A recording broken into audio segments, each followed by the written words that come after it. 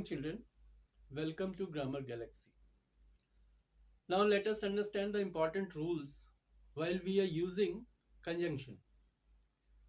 तो कंजंक्शन का प्रयोग करने के लिए कुछ रूल्स होते हैं, तो उसमें के जो मुख्य रूल हैं उनको हम लोग थोड़ा ध्यान दे लें।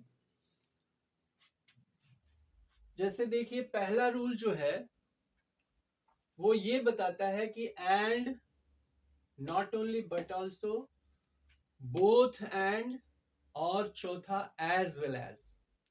ये शब्द दो नाउन और प्रोनाउन को जोड़ने के लिए हम लोग प्रयोग करते हैं। दो नाउन और प्रोनाउन को जोड़ सकते हैं, दो एडजेक्टिव को जोड़ सकते हैं, लेकिन एडजेक्टिव की जहां तक बात है तो उसमें हम लोग डिजायरेबल एडजेक्टिव अगर है, डिजायरेबल एडजेक्टिव दोनों एक साथ होना चाहिए, दोनों डिजायरेबल एडजेक्टिव ही होना चाहिए। डिजायरेबल एडजेक्टिव कहने का मतलब वांछनीय विशेषण। वांछनीय विशेषण मतलब जिसको करना हम पसंद करते हैं या करेंगे। या तो डिजायरेबल एडजेक्टिव हो या फिर अनडिजायरेबल एडजेक्टिव हो, जिसको करना हम पसंद नहीं करेंगे। तो ऐसे दो एडजेक्टिवों को हम लोग एक साथ जोड़ते हैं इनके द्वारा, लेकिन नाउन प्रोनाउन को हम लोग इनके द्वारा जोड़ ही सकते हैं। तो जैसे यहाँ पे सेंटेंस है, he is not only dishonest but also lazy. तो बेईमान होना कोई पसंद नहीं करेगा और आलसी होना भी कोई पसंद नहीं करेगा। तो दो अनडिजायरेबल एडजेक्टिव को हमने यहाँ not only but also say जोड़ा है। उसी तरह he is both intelligent and hard working. Intelligent होना सबको पसंद है और हार्ड वर्किंग होना सबको पसंद है। तो इस तरह से दो डिजायरेबल एडजेक्टिव को भी हम लोग बोथ और एंड से जोड़ सकते हैं। जैसे यहाँ एंड की बात है, मार्कोनी एंड चीज इज डिलीशियस मील। मार्कोनी और पनीर ये दोनों स्वादिष्ट भोजन है। तो भोजन है, ये दोनों भोजन को संबोधित करते हैं, इसलिए हमने यहाँ चीज इज लगाया है। वो तो मार्कोनी एंड चीज इज डिलीशियस मील। इसके ऐसे ही इसमें कुछ और भी मतलब कुछ जब हम लोग इनका प्रयोग करते हैं तो हम कुछ गलतियां भी कर देते हैं, उनको भी थोड़ा समझते हैं। तो अभी हम लोगों ने जो पढ़ा कि कंजंक्शनों का प्रयोग हम लोग दो नाउन या प्रोनाउन या दो डिजायरेबल एडजेक्टिव या दो अनडिजायरेबल एडजेक्टिव को जोड़ने के लिए करते हैं, उसमें हम लोग कभी कभी गलती भी कर देते हैं। हम ये नहीं कहेंगे कि सदैव गलती करते हैं, लेकिन कभी कभी गलती कर देते हैं हम लोग, उसको ध्यान नहीं देते हैं। तो वो ध्यान देना चाहिए हम लोग। जैसे not only he cheated his friends but also his parents. हम ये कहना चाहते हैं कि उसने उसके दोस्तों को तो उसने चीट किया ही, उसके माता पिता को भी उसने चीट किया। तो ऑल्सो होगा, सॉरी। तो यहां पे हम लोग किसको जोड़ रहे हैं? दो विकल्प हमारे क्या है, किसको किसको जोड़ना चाह रहे हैं?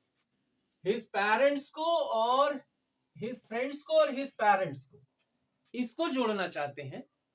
तो इन्हीं दोनों के साथ ये नॉट ओनली और बट ऑल्सो हम लोग यूज करेंगे। तो ये यहां जो हमने ये ही चीटेड के साथ इसको जोड़ दिया है, ये गलत हो गया है। तो हम लोगों को ये करना चाहिए,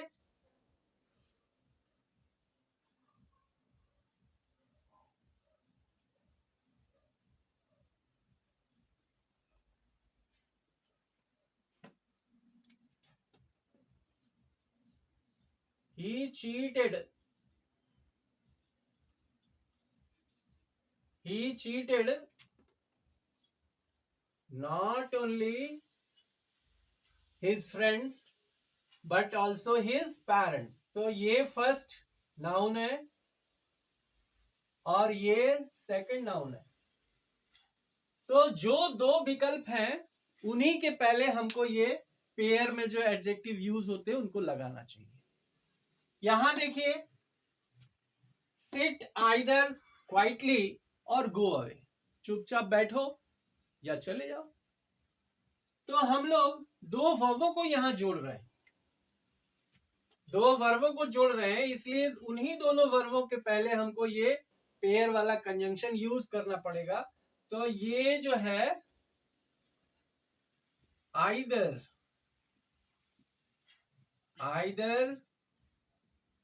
सिट क्वाइटली और गो अवे। यहां देखिए ये वर्ब, इसके पहले ये कंजंक्शन का एक पार्ट लगा और ये भी वर्ब उसका दूसरा पार्ट दूसरे वर्ब के साथ लगा। तो जो हमारे पास विकल्प हैं उन्हीं के पहले हम लोग इन पेयर में यूज किए जाने वाले एडजेक्टिव को प्रयोग करेंगे। Neither the poor villagers grow nor eat vegetables. ना गरीब किसान ना ही वेजिटेबल उगाते हैं और ना ही खाते हैं। तो हम लोग यहाँ पे ग्रो और ईट को हम जोड़ना चाहे हैं, तो यहां होना चाहिए ये नाइदर इसके साथ लगना चाहिए। द पुअर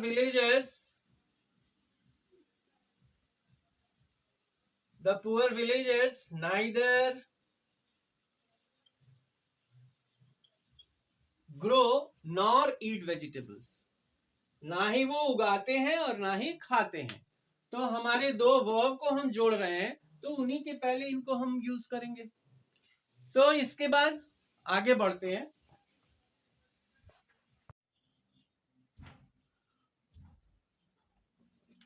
तो यहां देखिए दो सब्जेक्ट को अगर हम लोग इन कंजंक्शनों से जोड़ते हैं, इन कंजंक्शन का मतलब एज वेल एज से, मतलब साथ साथ, Ram as well as Mohan, Ram के साथ साथ मोहन भी, विथ से या अलोंग विथ से, विथ का मतलब भी के साथ, अलोंग विथ का मतलब भी के साथ, एंड नॉट से इन एडिशन टू मतलब इसके अलावा, बट बिसाइड्स। देखिए बिसाइड BSID, बिसाइड जो है वो बगल में होता है लेकिन उसके साथ S जुड़ जाए तो बिसाइड्स का मतलब हो जाता है के अतिरिक्त, इसके अतिरिक्त। एक्सेप्ट, रैदर देन मतलब के बजाय, अकम्पेनिड बाय मतलब उसके साथ। तो इन कंजंक्शनों से अगर दो सब्जेक्ट को हम लोग जोड़ते हैं तो उसमें जब वर्ब लगाते हैं तो वर्ब लगाते वक्त हमको ये ध्यान रखना चाहिए कि उसके पहले जो कंजंक्शन से जोड़ने से पहले मतलब पहले क्रम में जो सब्जेक्ट आया है वो अगर सिंगुलर है तो सिंगुलर वर्ब, और वो अगर प्लूरल है तो प्लूरल वर्ब। ये याद रखेंगे, ये सब्जेक्ट वर्ब एग्रीमेंट में भी हमने बताया था। जैसे Ram as well as his friends, ये आपका सिंगुलर है तो सिंगुलर वर्ब होगा। He and not his parents, ये पहले आने वाला सब्जेक्ट जो है सिंगुलर है इसलिए सिंगुलर वर्ब होगा। The employees of the organization as well as CEO have an interest in the project success। मतलब इस संस्था के कर्मचारी साथ साथ उसके CEO मतलब चीफ एग्जीक्यूटिव ऑफिसर, तो इस संस्था के कर्मचारी और उसके CEO, तो एम्प्लॉयज प्लूरल है, पहले आने वाला एज वेल एज से पहले आने वाला सब्जेक्ट जो है प्लूरल है तो हैव, यहां देखिए प्लूरल वर्ब लगा है। तो इस तरह से हम याद रखेंगे कि इन कंजंक्शनों से जब दो सब्जेक्टों को जोड़ते हैं तो कंजंक्शन के पहले जो सब्जेक्ट आता है उस सब्जेक्ट के अनुसार हम वर्ब लगाते हैं। अगर वो सिंगुलर है तो सिंगुलर में, अगर वो प्लूरल है तो प्लूरल है। गुड, आगे बढ़ते हैं। तो देखिए रूल 4 हमको बताता है कि रिलेटिव कंजंक्शंस जो होते हैं उनके जोड़े सही सही होने चाहिए, जोड़ों में गलत नहीं होना चाहिए। जैसे दो या ऑल्दो के साथ येट ही यूज होना चाहिए, नो शूनर के बाद देन ही यूज होना चाहिए, हार्डली और स्केर्सली के बाद व्हेन का प्रयोग करना चाहिए, लीस्ट के बाद शुड का प्रयोग करना चाहिए और शुड के बाद जो वर्ब आता है वो फर्स्ट फॉर्म में होना चाहिए। शो के साथ दैट का यूज होना चाहिए, बिटवीन और एंड का जोड़ा सही है, फ्रॉम और टू का जोड़ा सही है, द सेम और दैट, अदर हो रैदर हो तो उसके साथ दैन। जैसे यहां कुछ सेंटेंसेस देखिए, दो he worked hard but failed, यद्यपि उसने कठोर मेहनत की परंतु फेल हो गया। तो यहां दो के साथ यट लगना चाहिए, बट नहीं, तो ये बट लगाना गलत है। दो के साथ यट, तो दो he worked hard yet he failed. The party is between 7 PM and 9 PM। Party 7 बजे शाम से लेके 9 बजे शाम तक है। तो बिटवीन के साथ देखिए, बिटवीन के साथ एंड सही है। He asked me if I was coming or not। उसने मुझसे पूछा कि क्या मैं आ रहा हूं या नहीं। आ रहा हूं या नहीं मतलब डाउट में है।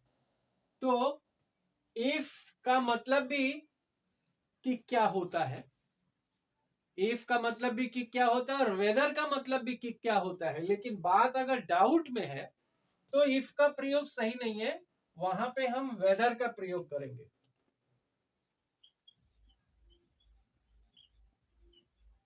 तो he asked me whether I was coming और नॉट। क्यों? क्योंकि आना डाउट में है। Nothing else but arrogance ruined me. कुछ नहीं बल्कि और कुछ नहीं, मेरे घमंड ने ही मुझे बर्बाद कर दिया। तो एल्स बट सही है, एल्स बट साथ साथ प्रयोग होते हैं। I have no other aim than to succeed in life. मेरे पास जीवन में सफल होने के अलावा मेरे पास कोई लक्ष्य नहीं है। तो अदर के बाद देन का प्रयोग होगा और नो अदर के बाद देन का प्रयोग हुआ है तो ठीक है।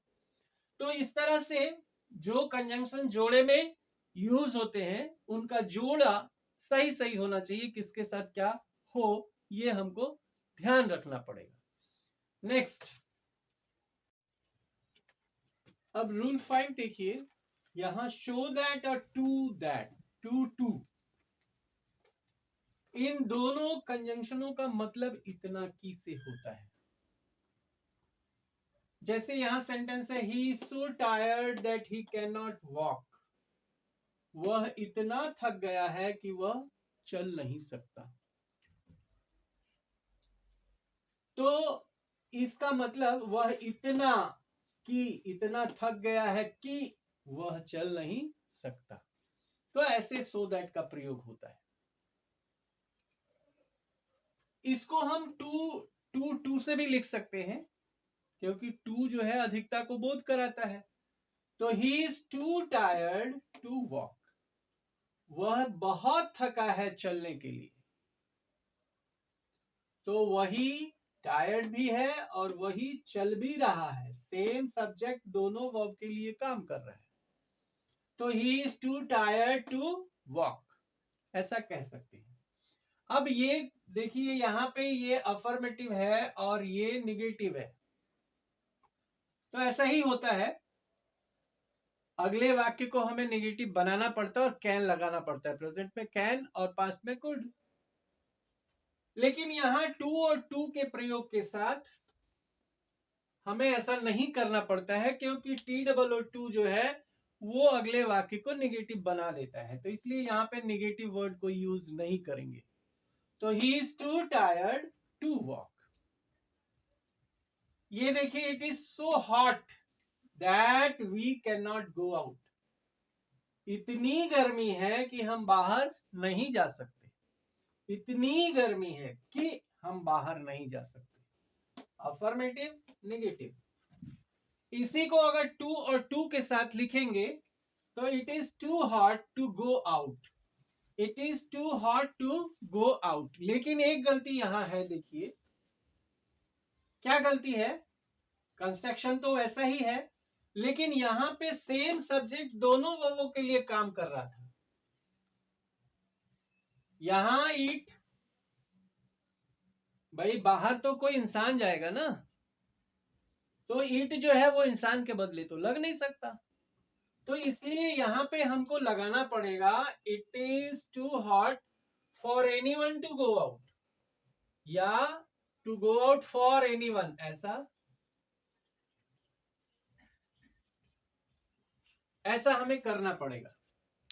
It is too hot to go out for anyone, या it is too hot for anyone to go out, ऐसे लिख सकते हैं। यहां देखिए ये sentence, this problem is so complicated that no one can solve it, यह समस्या इतनी जटिल है कि इसे कोई सुलझा नहीं सकता। अगर TOO और TO2 से लिखते हैं तब the problem is TOO complicated, यहां भी प्रॉब्लम को, जटिल प्रॉब्लम को सॉल्व तो कोई इंसान ही करेगा, इसलिए यहां नो वन लगा है। तो the problem is too complicated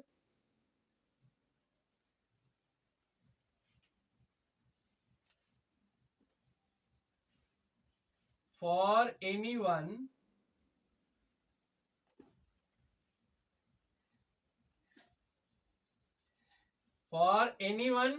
to solve. तो ऐसा होगा, the problem is too complicated for anyone to solve, it रहने भी दे सकते हैं।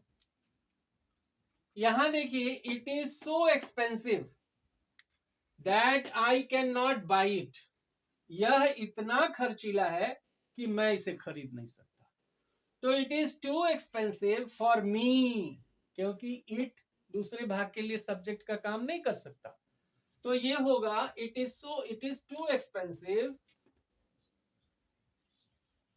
इट इज टू एक्सपेंसिव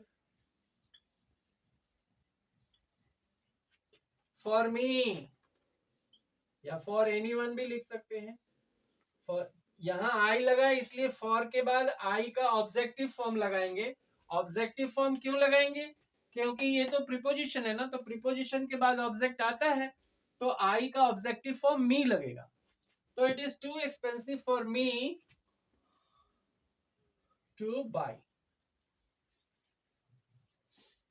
ये वर्ब, इसको हम लोग वो इंफिनिटिव बना देंगे।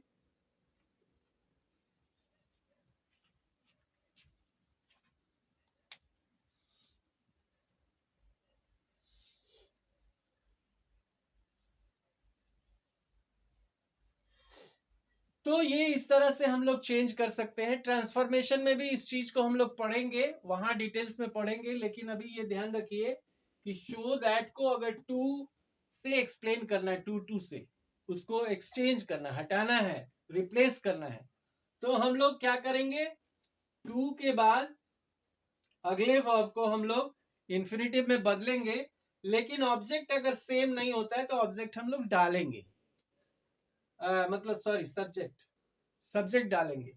जैसे यहाँ का सब्जेक्ट और यहाँ का सब्जेक्ट सेम नहीं था, तो हमने वहां पे एक एनीवन डाल दिया, for anyone to solve it, ऐसा होना चाहिए। तो इसके आगे पे बढ़ते हैं।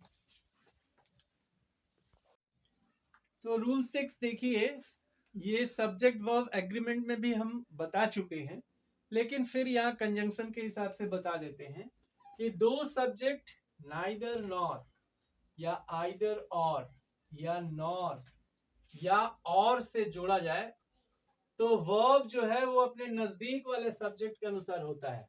मतलब वर्ब जिस सब्जेक्ट के नजदीक आ रहा है उसी के अनुसार सिंगुलर या प्लूरल वर्ब होगा। जैसे नाइदर राम और श्याम, तो श्याम सिंगुलर है तो सिंगुलर वर्ब लगा हैज कम। नाइदर राम और श्याम हैज कम। यहां देखिए, नाइदर राम और हिज फ्रेंड्स, फ्रेंड्स प्लूरल है, हिज फ्रेंड्स, तो हैव लगा, नाइदर राम और हिज फ्रेंड्स हैव कम। यहां देखिए, हैज राम और हिज फ्रेंड्स, राम और हिज फ्रेंड्स, इन दोनों को हमने और से जोड़ा है, लेकिन वर्ब जो है अपने से नजदीक सब्जेक्ट के अनुसार लगेगा, तो नजदीक वाला सब्जेक्ट क्या है, सिंगुलर में है, इसलिए हैज लगा है। ऐसे ही अगर होता है हैव हिज फ्रेंड्स और राम कम, तो जो नजदीक वाला सब्जेक्ट है उसी के अनुसार वर्ब का प्रयोग हम लोग करेंगे। Come to the next one now. देखिए नाइदर ऑफ का मतलब दो में से एक भी नहीं होता है, दो में से एक भी नहीं, लेकिन दो से अधिक अगर मौजूद है तब हम लोग नाइदर ऑफ का प्रयोग ना करके हम लोग नॉन ऑफ कहेंगे। नाइदर ऑफ का मतलब दो में से ही होता है, दो में से एक भी नहीं। जैसे यहां सेंटेंस देखिए, neither of his 4 sons look after him, मतलब उसके 4 बच्चों में से एक भी नहीं उसकी देखरेख करते हैं। तो 4 बच्चे हैं, दो ही नहीं है, दो से अधिक है, तो यहां पे नाइदर ऑफ नहीं होगा, none of.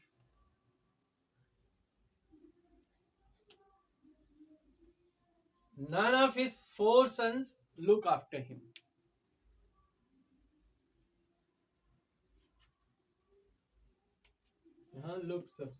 Looks after him. Either of the student of your class has done this mischief. Either of का मतलब होता है दो में से एक, लेकिन इसमें भी अगर दो से अधिक मौजूद है तो either of का प्रयोग ना करके हम लोग one of का प्रयोग करेंगे। जैसे either of the students of your class has done this mischief, तो स्टूडेंट्स क्लास में एक या दो तो है नहीं, उससे ज्यादा है, तो दो से अधिक के लिए यहां पे हम लोग वन ऑफ करेंगे।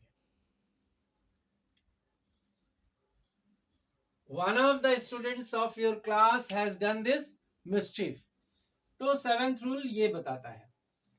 आगे बढ़ते हैं तो रूल 8 देखिए, एज सुन एज, ये जो कंजंक्शन है ये जैसे ही वैसे ही के सेंस में यूज किया जाता है। जैसे ऐसे वाक्यों में यूज किया जाता है कि दो वर्ब आने वाले हैं और दोनों फ्यूचर में होने वाले हैं और एक के बाद एक होने वाले हैं। दूसरा वर्ब जो है वह पहले कार्य के होने पर निर्भर करेगा, पहला कार्य होगा तभी दूसरा होगा। ऐसा अगर है तो हम लोग पहला जो वर्ब है उसको सिंपल प्रेजेंट टेंस में लिखते हैं और दूसरे वर्ब को सिंपल फ्यूचर में लिखते हैं। ऐसा नहीं कि दोनों फ्यूचर में लिख दिए।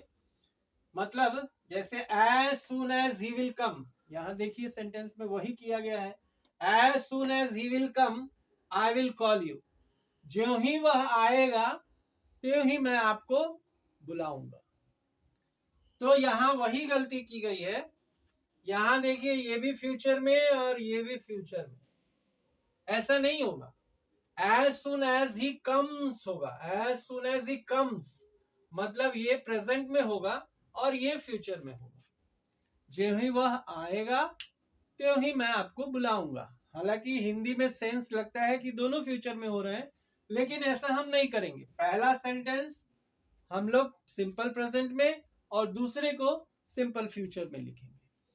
उसी तरह यहां देखिए, इसको रूल 9 ही मान लीजिए। रूल 9 कहता है इफ या व्हेन के बाद देन का प्रयोग नहीं होता है, देन नहीं लगता है। जैसे when I come then I will meet you, Hindi में हम लोग कहते हैं जब मैं आऊंगा तब मैं आपसे मिलूंगा, लेकिन इंग्लिश में ऐसा नहीं होता है। देन तब के लिए नहीं लगता है, यहाँ केवल कॉमा ही तब का सेंस दे देता है। तो ये सेंटेंस होगा when I come I will meet you. ये देखिए सिंपल प्रेजेंट में और ये सिंपल फ्यूचर में। उसी तरह से सिंस एज या बिकॉज के साथ शो या देयरफॉर नहीं लगता है। जैसे सिंस आई वॉज इल, चूंकि मैं बीमार था इसलिए मैं आ न सका, तो इसलिए के लिए देयरफॉर या सो लगाने की आवश्यकता नहीं है, वो हमारा वो काम कॉमा ही कर देगा। तो ये होगा since I was ill I could not come. तो यहां हमने पढ़ा सिंस, एज और बिकॉज के बाद शो या देयरफॉर नहीं लगाते हैं। लेकिन भाई कुछ अपवाद भी है। जैसे ये सेंटेंस है as you show you reap, जैसा आप बोओगे वैसा ही काटोगे। तो यहाँ पे एज के साथ सो लगा है, लेकिन जनरली ऐसा नहीं होता है। तो आज के लिए इतना ही। इतना आप लोग नोट कीजिए, पढ़िए, बार बार पढ़िए, ताकि आपके दिमाग में बातें बैठे। आज के लिए इतना ही। और वही एक ही बात, लाइक कीजिए और सब्सक्राइब करके बेल आइकन को दबाइए। Thank you.